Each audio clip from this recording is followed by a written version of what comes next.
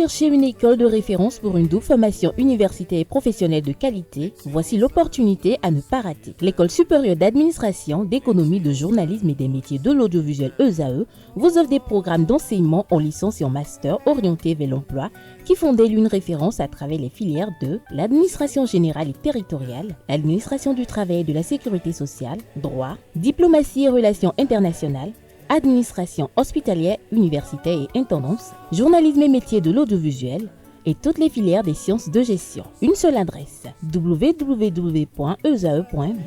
Rendez-vous dès maintenant sur nos campus ESAE Bedjromende au numéro 90 93 65 21 ou au numéro 98 98 14 00. Paracourt sur le numéro 52 46 12 12. Aboumé-Calavi au numéro 52 88 44 44. Akpaka au numéro 52 88 33 33. ESAE, l'excellence à un nom. L'invité de ce matin, ce Frématin, Angela Pédia, bonjour. Bonjour. Merci d'être des nôtres ce matin sur ESAE TV. À la fois, merci d'être resté. Bonjour à nouveau. Bonjour à nouveau. Angela Pédia, qui est journaliste animatrice, spécialiste en communication de la santé, vous êtes écrivaine. Alors ce matin, vous êtes là pour nous édifier sur votre ouvrage « À l'encre de nos silences », qui est une œuvre poignante qui explore les thèmes de l'identité, de la mémoire et de la résilience à travers le prisme de l'expérience humaine. Dans ce livre, vous plongez dans un univers où les mots, souvent tus, prennent vie et révèlent des vérités profondes sur la condition humaine. Vous avez utilisé une prose délicate et évocatrice pour naviguer entre les souvenirs et les émotions, offrant au lecteur une réflexion sur les silences qui façonnent nos vies. Loin d'être simplement un récit autobiographique, ce livre invite à une introspection collective posant des questions sur ce que signifie être entendu dans un monde où les voix marginalisées sont souvent étouffées. Avant de rentrer dans le vif du sujet qui nous réunit ce matin, tout à l'heure vous étiez dans les coulisses, vous avez suivi un peu le panel de discussion. J'ai bien envie de recueillir auprès de vous votre opinion sur cette histoire qui a été en débat. Alors par rapport à cette histoire, moi je trouve que c'est la maman du monsieur qui a tous les torts possibles. C'est-à-dire qu'à un moment donné, il faut savoir couper le cordon ombilical. Puisque il y a deux types d'amour qui sont en jeu dans cette histoire-là.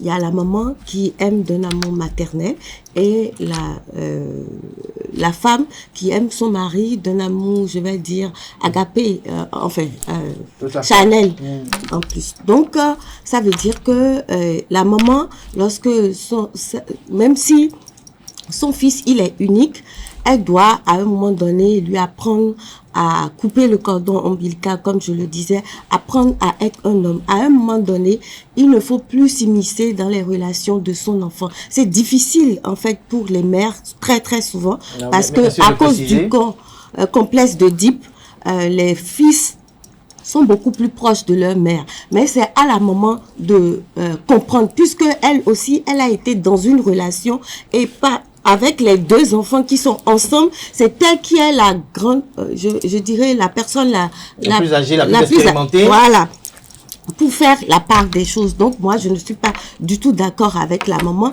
qui s'immisce dans les relations. Est-ce que s'immisce? Le garçon, lui, il a voulu prendre son autorisation pour aller déjeuner avec sa fille. Oui, c'est à la maman. En fait, quand... Est-ce qu'il a été fautif? Non, c'est compte tenu de la relation qu'il y a entre les deux. Mais à partir de ce moment, c'est la maman qui doit apprendre à son enfant à être garçon, à être un homme. À un moment donné, on ne peut plus tout dire. Si je prends l'exemple d'une relation entre vous et moi, oui. Je vous aime d'un amour fou. Nous sommes ensemble et vous me faites quelque chose qui me fait très très mal. Du moment où je vais dire ça à celle qui est devant moi, elle va me donner des conseils qui ne tiennent pas forcément compte de l'amour que moi j'ai. Et des réalités de notre relation. Et des réalités de notre relation. Et du coup, si je viens bonnement appliquer tout ce qu'elle a dit, je vais mettre à mal notre relation. C'est pour vous dire que l'amour que la maman a pour son fils n'est pas le même que celui que l'autre nourrit à son homme. Et à partir de ce moment, lorsque vous laissez une seule fissure entrer dans dans vos relations amoureuses, franchement, vous avez des problèmes. Ça vous concerne.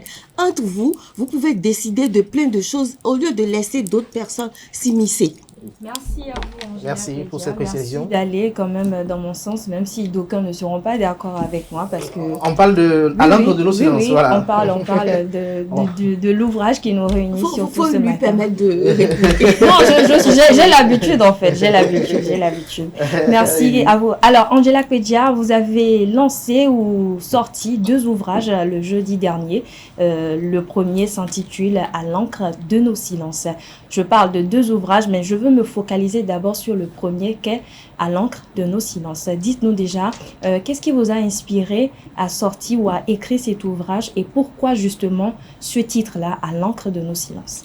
À l'encre de nos silences, véritablement, c'est pour exprimer la profondeur de la douleur lorsqu'on impose aux victimes de violences sexuelles et de violences sexistes de garder le silence, comme tout à l'heure, où la plupart des hommes qui étaient sur le plateau trouvaient que la femme du monsieur devait se taire et apprendre en fait à coacher son homme pour que la relation marche. Donc, c'est ce silence-là, quand on le garde, on souffre profondément. On n'est pas épanoui, on est vraiment...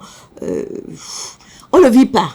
Donc, c'était pour exprimer ce silence que on nous impose à toutes les victimes, c'est pas à moi seule. Et donc, nos silences, c'est pas forcément moi. Je suis le fil conducteur de l'ouvrage, mais c'est une narration de plusieurs témoignages que je reçois dans mon association qui s'appelle N'aie pas peur. J'ai une ONG où je reçois plusieurs victimes qui viennent me confier ce qu'elles souffrent.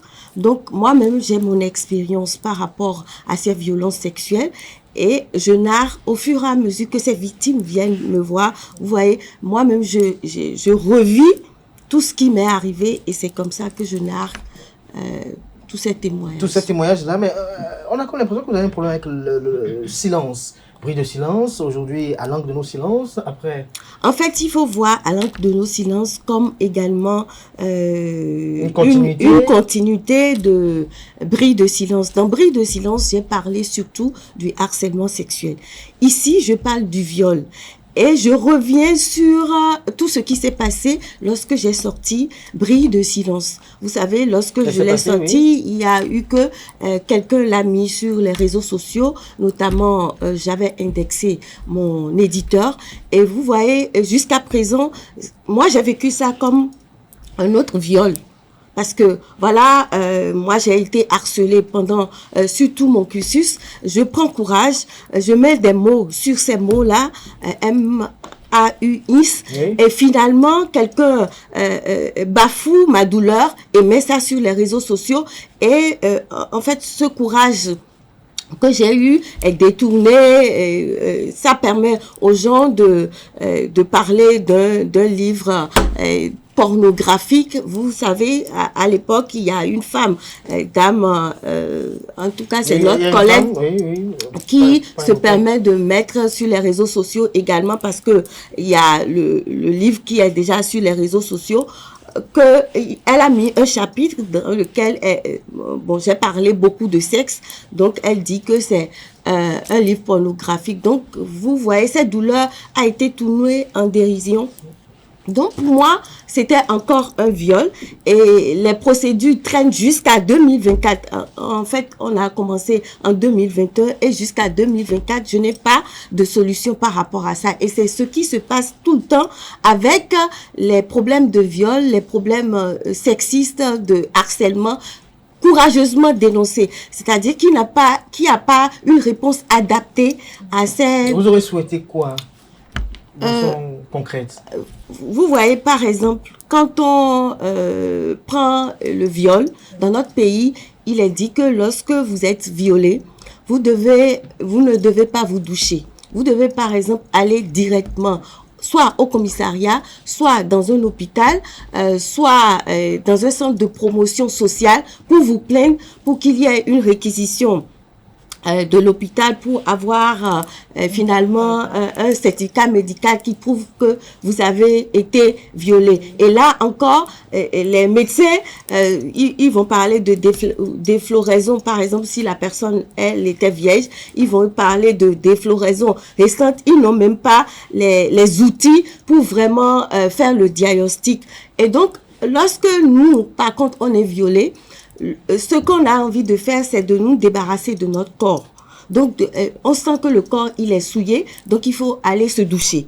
Voilà que sur le plan national, la réponse voudrait que vous ne vous douchiez pas et que vous allez dans un commissariat où le gars, il viendra dire que parce que vous avez des formes généreuses, c'est normal que les hommes se comportent comme ça avec vous. Donc, ce que moi, j'aurais voulu, c'est par exemple ce qui se fait chez les anglo-saxons où c'est le monsieur, le présumé auteur de l'agression sexuelle qui va prouver qu'en fait, il n'a pas il n'est pas l'auteur de cette agression sexuelle. Parce que dire à quelqu'un qui a été violé, même le harcèlement, vous savez que c'est très subtil.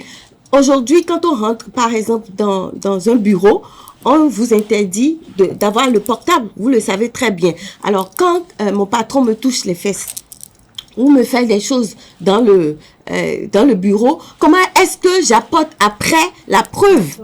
Donc, il y a quelque chose que les gens ne comprennent pas dans la physiopathologie du traumatisme qui s'installe après le viol. Mais l'Institut national de la femme n'est-il pas en efficience sur ce chemin?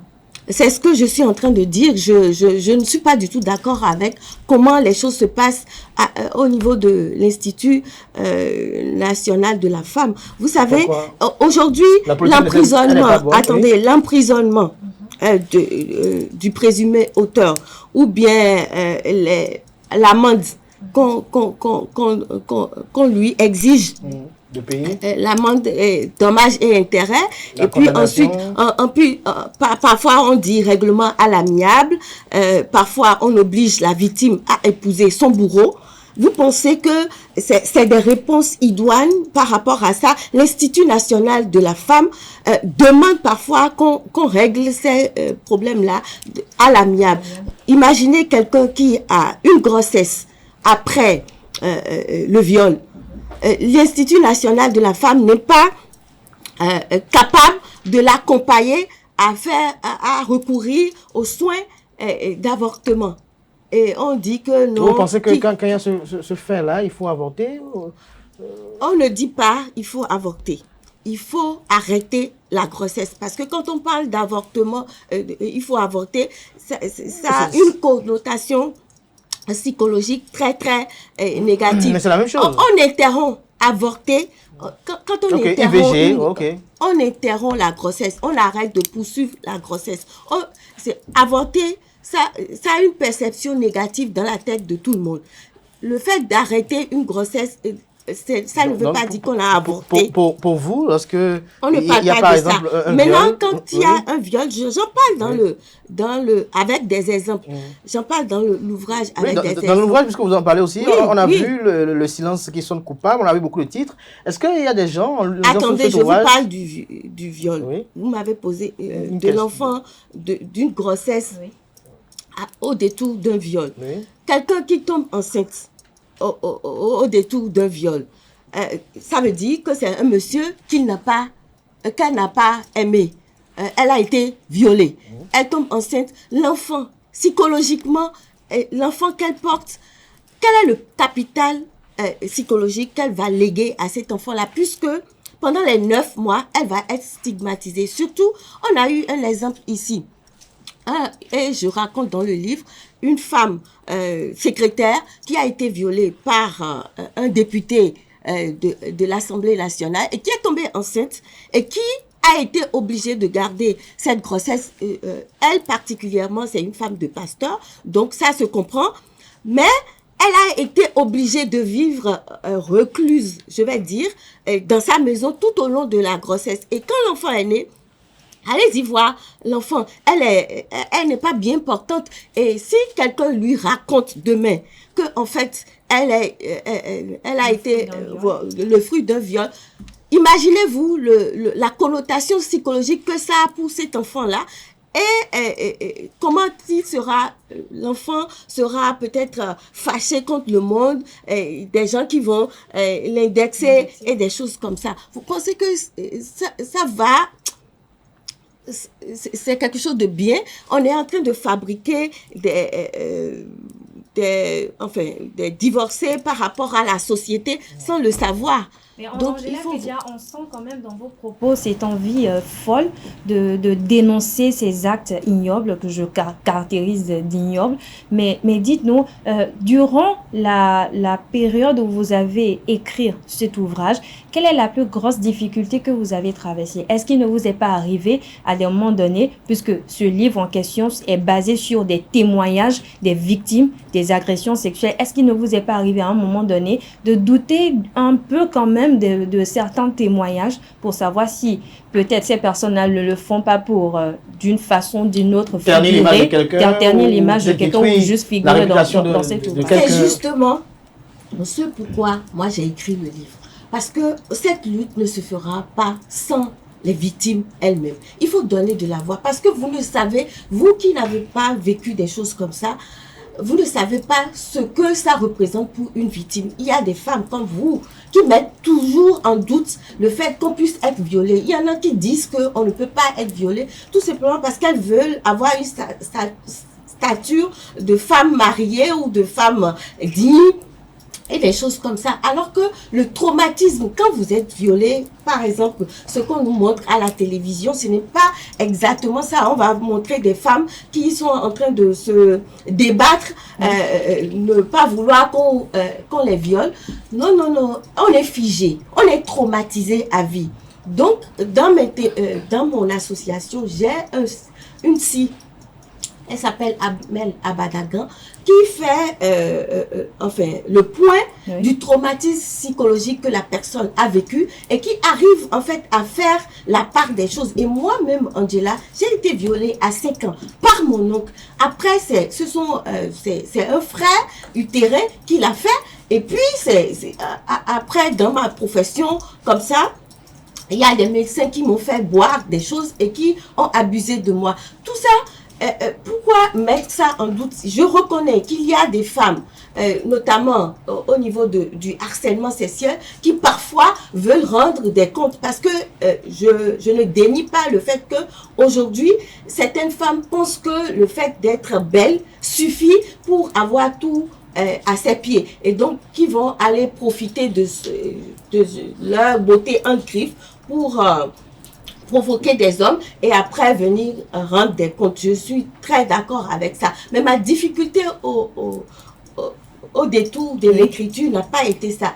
Ma difficulté a été de revivre tout ce que moi-même j'ai vécu. Figurez-vous que quand j'ai écrit ce livre et que j'étais à l'édition, quand je devrais corriger, moi-même je ne savais pas. Mais quand j'ai fini de corriger, j'étais incapable de me relever, de marcher. Pendant toute une soirée, j'ai perdu ma mobilité. J'ai appelé mon kiné qui m'a donné quelques astuces qui n'ont pas marché. J'ai dû appeler quelqu'un pour m'amener un médicament. Et c'est bien après, quand lui m'interrogeait, qu'il a compris que j'ai revécu psychologiquement sans en être consciente, tout ce que j'ai écrit dans le livre. Donc, c'est ce qui a été difficile pour moi à l'écriture. Alors, dites-nous, est-ce que certaines personnes en lisant à l'angle de nos silences peuvent se reconnaître? Les lieux ont été changés, non, les lieux n'ont pas été changés. Les noms ont été changés. Donc, ces personnes qui se sont mal comportées peuvent, à des moments donnés, se reconnaître parce qu'ils savent qu'ils ont fait. Parce qu'ils savent qu'ils ont fait. Et quel procédé aviez-vous pour authentifier les témoignages que les victimes vous ont fait? Est-ce que parfois vous ne soupçonnez pas, au-delà de la réalité qui existe véritablement et que tout un chacun nous dénonçons, qu'il peut y avoir une victime ou bien une personne qui se dise victime et qui veuille nuire à la réputation de quelqu'un? C'est ce qui fait mal. je viens vous dire que j'ai été violée. Non. Et vous me... Attendez. Oui. C'est ce que vous êtes en train de faire. Et vous me demandez pourquoi est-ce que je n'ai pas crié? Pourquoi est-ce que c'est maintenant que je parle? Est-ce que c'est vrai? Vous voyez, c'est ça qui fait que nous sommes obligés de garder un silence qui nous traumatise et qui nous enfonce, qui ne nous donne pas la possibilité de vivre. Et dans l'ouvrage, je vous amène au départ à Canal Olympia, qui est d'ailleurs à côté de vous ici, hein, où moi j'étais en train de présenter un discours sur mes viols que j'ai eus. Il y a une fille dans la salle qui fait une crise d'angoisse. Vous savez ce que c'est qu'une crise d'angoisse? Elle tombe en syncope. En fait, ça là, ça trompe, madame. Ça trompe. Elle entend le mot viol et elle tombe. Il y a un problème. C'est-à-dire que vous n'imaginez pas ce que c'est que le traumatisme. Est-ce à dire, Angela Kwedia, que ces témoignages que vous relatez à travers cet ouvrage est une façon de faire de la thérapie, quand on sait que parfois il est difficile de pouvoir mettre les mots, pour moi, c'est de la sur les thérapie. mots. Et pour les victimes aussi, c'est de la thérapie. Quand elles arrivent à s'ouvrir à quelqu'un qui est empathique, bienveillante, à les écouter, à ne pas les juger, Oui. à ne pas mettre en doute ce qu'elles sont venues raconter. Il s'agit de vies humaines. Quelqu'un qui tombe, madame, je vous ai posé une question. Il y a des réactions qui ne trompent pas. Est-ce que vous saviez ce qu'on n'entend pas? Crise d'angoisse, moi je ne l'avais jamais vécu. Mais je sais qu'aujourd'hui, hein, j'ai du mal à rester dans l'ombre d'un homme. Tout simplement parce que ce traumatisme où l'homme m'a dominé et a fait de mon corps ce qu'il a voulu reste inconsciente en moi, de sorte que je n'arrive pas à admettre qu'un homme me supplante. Et c'est pas parce que je le veux. Moi-même, j'ai été éduquée à croire que l'homme, je vais me marier. D'ailleurs, je me suis mariée à 23 ans. Vous voyez? Et jusqu'à 30 ans, j'avais du mal à adopter la position andromaque, c'est ça qu'on appelle du Kama Sutra, que l'homme reste sur moi, et ait des relations sexuelles avec moi. C'était très très dur. Et tout ça, c'est des traumatismes hérités par ce qui m'est arrivé. Il y a eu des séquelles. Voilà. Et ça, ça transparaît pour peu que vous avez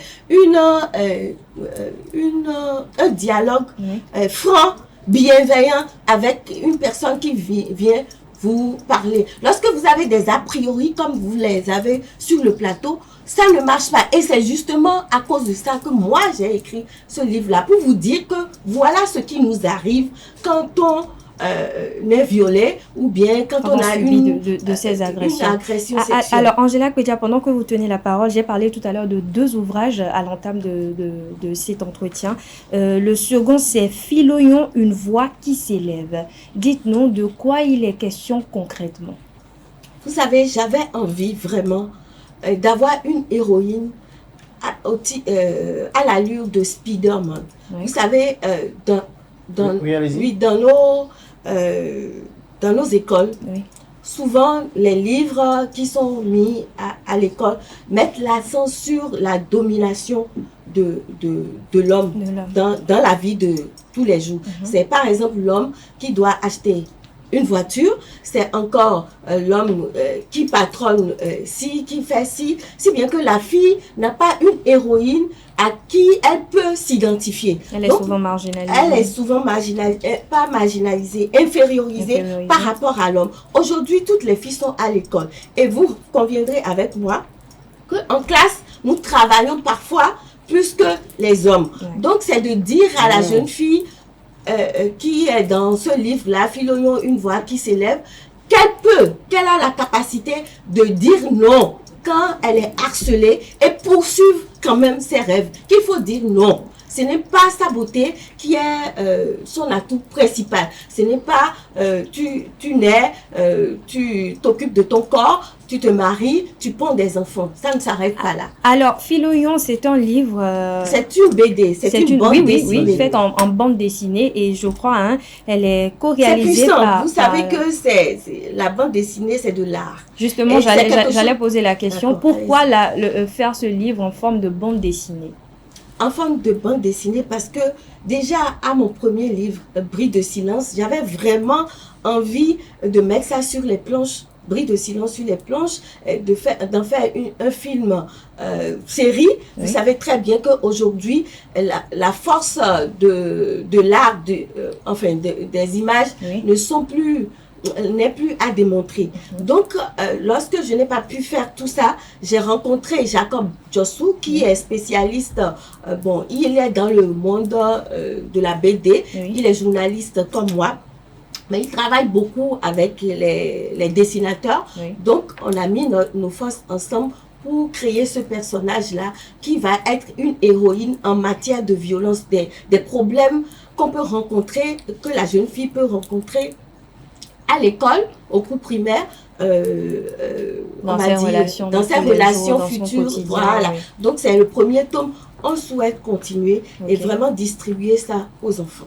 Merci à vous, Angela Kwedia. Un petit message à l'endroit de tous ceux qui s'inscrivent dans votre combat que vous venez d'exposer ce matin. Et nous sommes dans un mois où beaucoup de personnes effectuent des activités contre les violences basées sur le genre.